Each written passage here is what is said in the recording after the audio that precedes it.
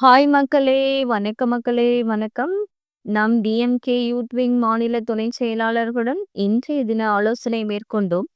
இந்த கூட்டத்தில் மண்டல வாரியாக நடைபெற்று வரும் பணிகளின் முன்னேற்றம் குறித்து கேட்டறிந்து கிளை வார்டு பாகங்களுக்கு நிர்வாகிகளை நியமிப்பது, தொகுதிதோறும் கலைஞர் நூலகங்களை விரைந்து திறப்பது, சட்டமன்ற தொகுதி வாரியாக இளைஞர்களுக்கு சமூக வலைதள பயிற்சி அளிப்பது, சமூக வலைதள துணை அமைப்பாளர் நேர்காணலை மேற்கொள்வது, கழக இளம் பேச்சாளர்களுக்கு பயிற்சி அளிப்பது, புதிதாக உருவாக்கப்பட்ட கழக மாவட்டங்களில் நிர்வாகிகளை நியமிப்பது உள்ளிட்ட கழக இளைஞர் அணியின் ஆக்கப்பணிகள் குறித்து கலந்துரையாடினோம்.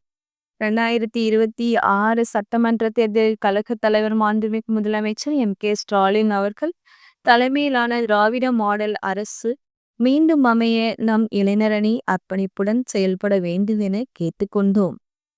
வளர்ந்து வரும் நாடுகளுக்கு சவாலாக இருக்கும் தொற்றா நோய்களின் தாக்கத்தை கட்டுப்படுத்தும் நடவடிக்கையாக நலம் காக்கும் ஸ்டாலின் திட்டத்தை இன்று முதல் தொடங்குகிறது.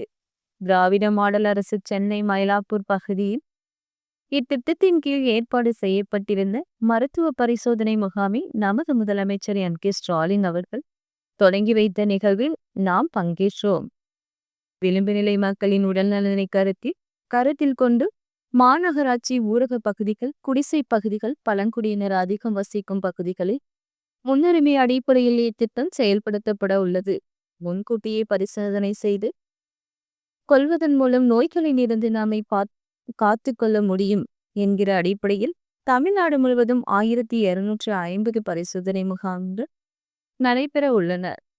வாட்ஸ்அப் மூலம் அன்று மாலையே பரிசோதனை முடிவுகள் தெரிவிக்கப்படும்.